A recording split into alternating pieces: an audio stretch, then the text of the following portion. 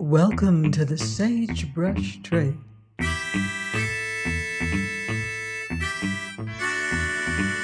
Stories of the West, from the frontier to the Yukon.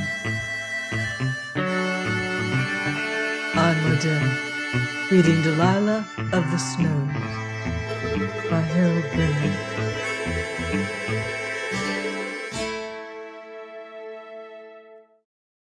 Chapter 24. The Unexpected Happens.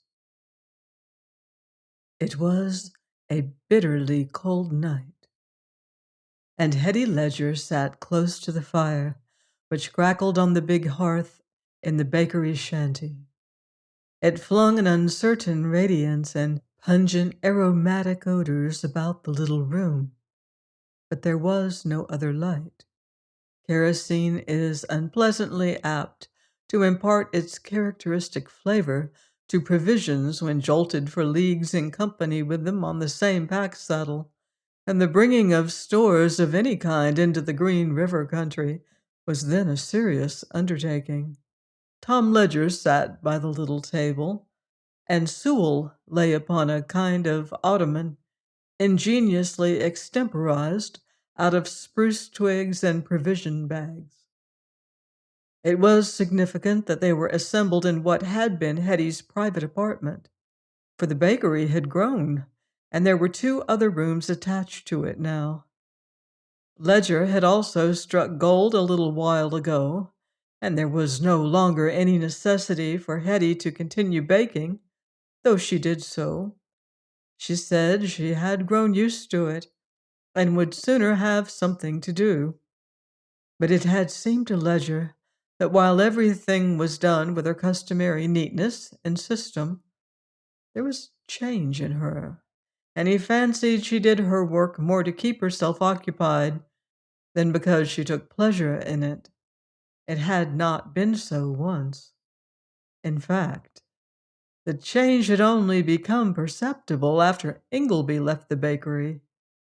But Ledger was wise in some respects, and made no sign that he noticed this.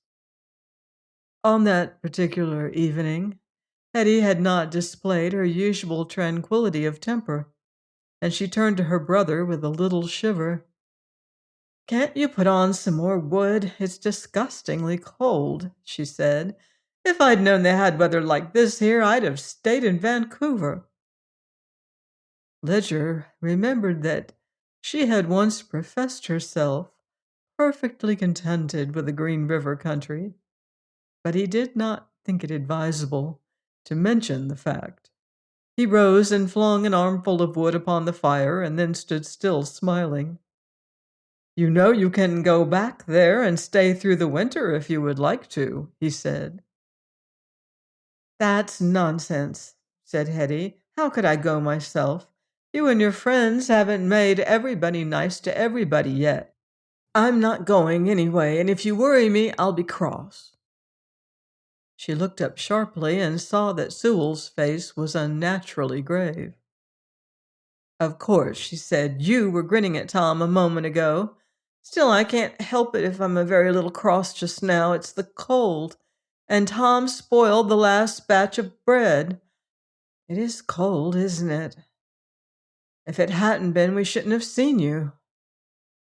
"I don't know why you should seem so sure of that," said Sewell. Hetty looked at him sharply. "Well," she said, "I am. You would have gone on to the Major's. You know you would. What do you go there so often for?" Sewell had occasionally found Hetty's questions disconcerting, but he saw that she expected an answer. "I'm rather fond of chess," he said. Hetty smiled incredulously. "That's rubbish. The Major at least likes the game, and after pulling him back into this wicked world from the edge of a gully, one naturally feels that he owes him a little." "You didn't pull him in. It was Walter. Hadn't you better try again?" Sewell appeared a trifle embarrassed, for he saw that Ledger was becoming interested. It is, to some extent, my business to understand the habits of the ruling classes, he said reflectively. You see, it's almost necessary. Unless I know a little about them, how can I persuade anybody how far they are beneath us, as I'm expected to do? Hetty laughed. Well, she said, you haven't tried to do anything of that kind for a long while now. Anyway, it seems to me that you knew a good deal about them before you ever saw Major Colthurst. Of course, it's not my business, but if I were the major, I'd make you tell me exactly what you were going there for. Sewell apparently did not relish this, though he laughed. It happens occasionally that those most concerned in what is going on are the last to notice it, and it had not occurred to Colthurst or Ingleby that Sewell spent his evenings at the Gold Commissioner's dwelling frequently. He had, however, not often met Ingleby there, and it was significant that neither of them ever mentioned Grace Colthurst to the other. In any case, Sewell did not answer, and while they sat silent, there was a tramp of feet outside, and the corporal came in. He was a taciturn and somewhat unsociable man, but he smiled as he looked at Hetty and sat down where the rude chimney Tomlinson had built was between him and the one small window. It's a bitter night, and there's most 4 foot of snow on the range. I figured I'd look in to tell you it will be 2 or 3 days before you get the flour the folks at the settlements are sending up, he said. A trooper has just come in with the mail, and he left the freighter and his beast held up by the snow. He stopped a moment and looked at Ledger somewhat curiously. Somebody's just gone away? No, said Ledger. We have had nobody here. We are expecting Ingleby, but he hasn't turned up yet. Quite sure he's not outside there. It's scarcely likely. It's a little too cold for anybody to stay outside when he needn't. Ingleby would certainly come in. Well, said the corporal, I guess I didn't see anybody after all. It was quite dark anyway, and among the trees. Winter shutting down on us almost a month before it should have done. It's kind of fortunate we set the horses out when we did. I don't know what they wanted to bring them for. Nobody has any use for horses in this country. It was evident that the worthy corporal was bent on getting away from what he felt to be an awkward topic, and Hetty laughed outright at his quite unnecessary delicacy. No, she said, you know you saw somebody and fancied it was one of the boys waiting to see me. The corporal appeared embarrassed, but was wise enough not to involve himself further. Well, he said, when I was coming along the trail, I saw a man slip in behind a cedar. And that kind of struck me as not the usual thing. And I went round the other way to meet him. It was quite a big tree, and when I got around, he wasn't there.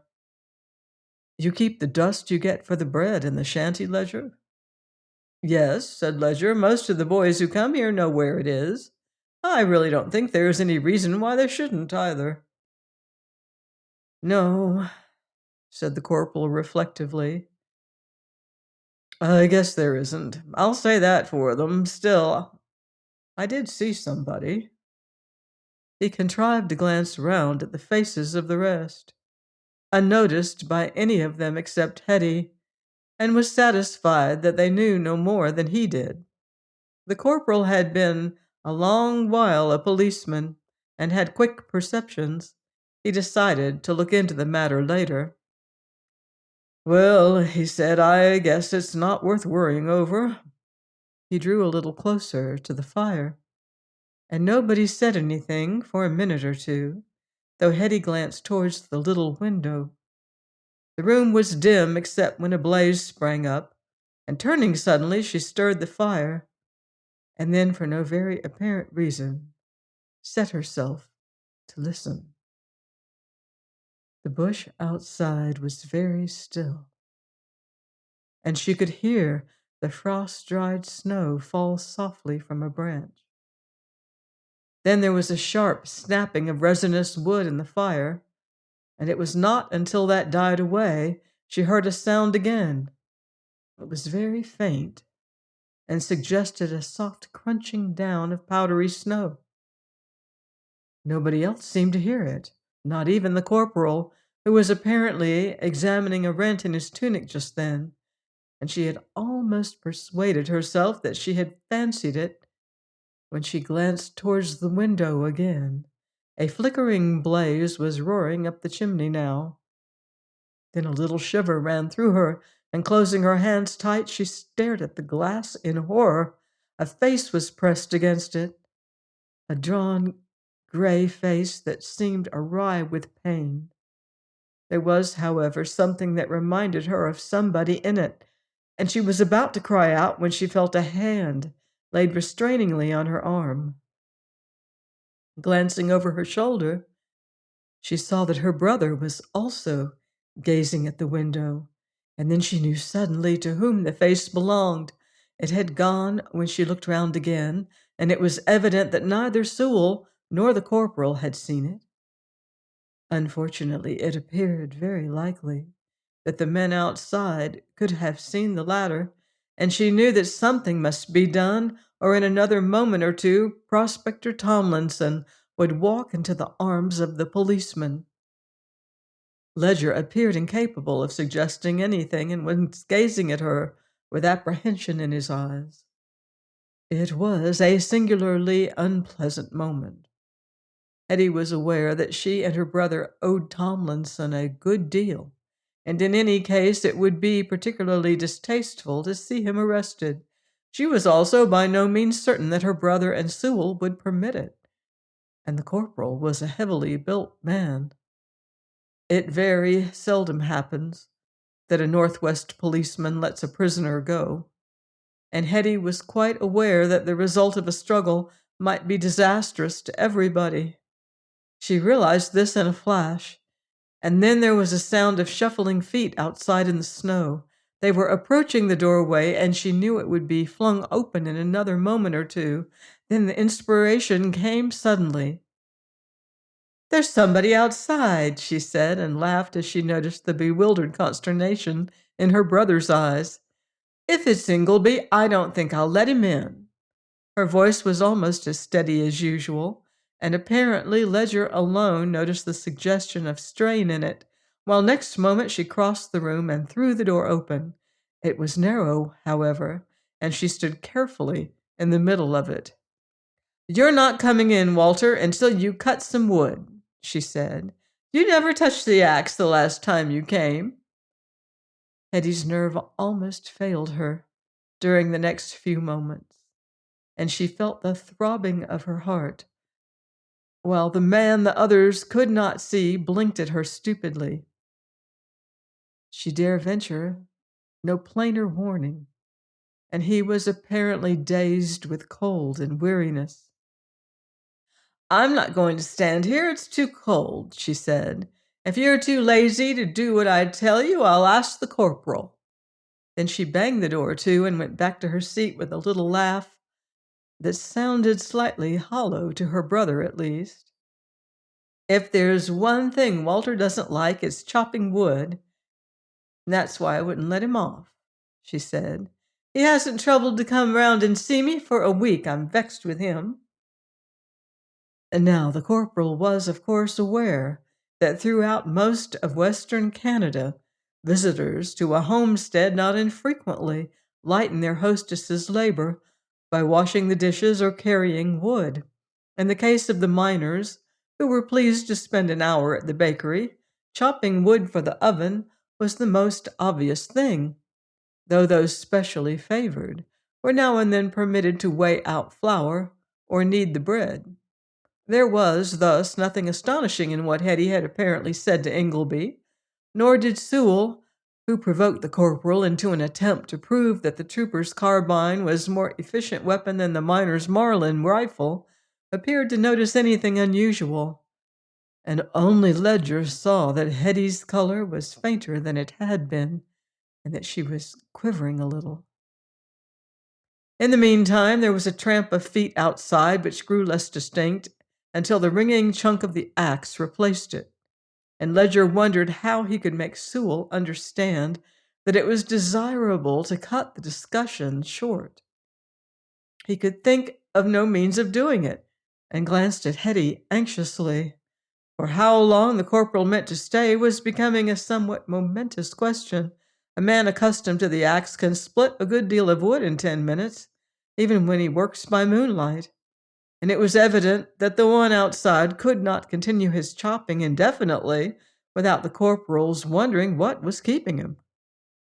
10 minutes passed, and the regular thud of the axe ran through the forest outside, while the corporal, who was a persistent man, still discussed extractors and magazine springs. Ledger felt the tension becoming intolerable. Then Hetty contrived to catch Sewell's attention, and looking at him steadily, set her lips tight. The corporal had, as it happened, turned from the girl, but she saw a gleam of comprehension in Sewell's eyes. "Well," he said reflectively, "I suppose you are right. I like the easier pull-off of the American rifles. One is less apt to shake the sights off the mark, but no doubt, with men accustomed to the handling of rifled weapons, as the police troopers are, the little extra pull required is no great matter." The corporal was evidently gratified. "I've shown quite a few men that they were wrong on that point, and now I guess I must be getting on. You'll excuse me, Miss Ledger."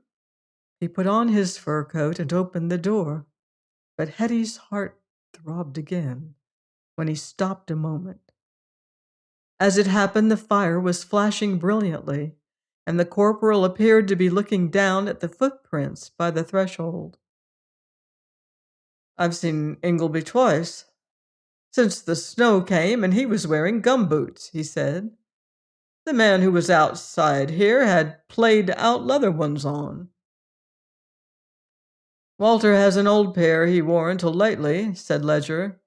"There's a good deal of sharp grit in the Tomlinson mine, and he's probably come along in the boots he went down in." This appeared reasonable, and the corporal made a little gesture as though to show that he concurred in it, and then, stepping forward, disappeared into the night. Sewell rose and shut the door, and then glanced at Hetty, who stood quivering a little in the middle of the room. "I fancy one of you has something to tell me," he said. Hetty gasped. "Oh," she said, "I thought he meant to stay until morning. Oh, it's getting awful, Tom." Then she looked at Sewell. "Don't you know?" she said. "It's Tomlinson." "Now," said Sewell, whose astonishment was evident, "I think I understand. There can scarcely be many girls capable of doing what you have done." Hetty made a little sign of impatience. "Yes, there are. Lots of them. Of course, you think all women are silly. You're only a man. Besides, Tom pinched me. But why are you stopping here and talking? Go and bring him." Both Ledger and Sewell went, and Tomlinson came back with them. He was haggard and ragged, and his thin jean garments were hard with the frozen snow dust. He dropped into the nearest chair and blinked at them. "Yes," he said, "I'm here, and most starving. Get me something to eat, and I'll try to tell you." They gave him what they had, and he ate ravenously, while Hetty's eyes softened as she watched him. "You've had a hard time?" she said. "Yes," answered the man slowly. "I guess I had. I got stuck up in the range, couldn't make anything of the gorge in the loose snow, tried to crawl up over the ice track and dropped through. First the pack straps getting out, and don't know where most of the grub in one blanket went to. It was the bigger packet. That was why I had to come back. I don't quite know how I made the valley." "When did you lose the grub?" asked Sewell. Tomlinson shook his head. "I don't quite know," he said. "Guess it must have been most 3 weeks ago." Ledger looked at Sewell, but that was quite sufficient to give point to the bald narrative. What was in the smaller package would scarcely keep a man in health a week, he said. I'm not going to keep you talking, Tomlinson, but although it's fortunate you did so, why did you stop outside instead of coming in? I saw a man, said Tomlinson. I figured it wouldn't be wise to show myself till I was sure of him. Then, when I crawled up to the shanty, I didn't seem to remember anything. I only wanted to get in. He stopped and looked at Ledger. I can't push on tonight. I'm most used up, but I'm not going to stay here and make trouble for you. I'll light out again tomorrow. You are going to lie down and sleep now, said Hetty severely. We'll decide what is the wisest thing to do tomorrow, but you shan't leave the shanty for a day or two anyway. No, I'm not going to listen to anything. He's to sleep in the store, Tom. Tomlinson appeared desirous of protesting, but Ledger laid a hand on his shoulder and led him into an outbuilt room. Join me next time on the Sagebrush Trail for more Western adventure in Delilah of the Snows by Harold Binloss.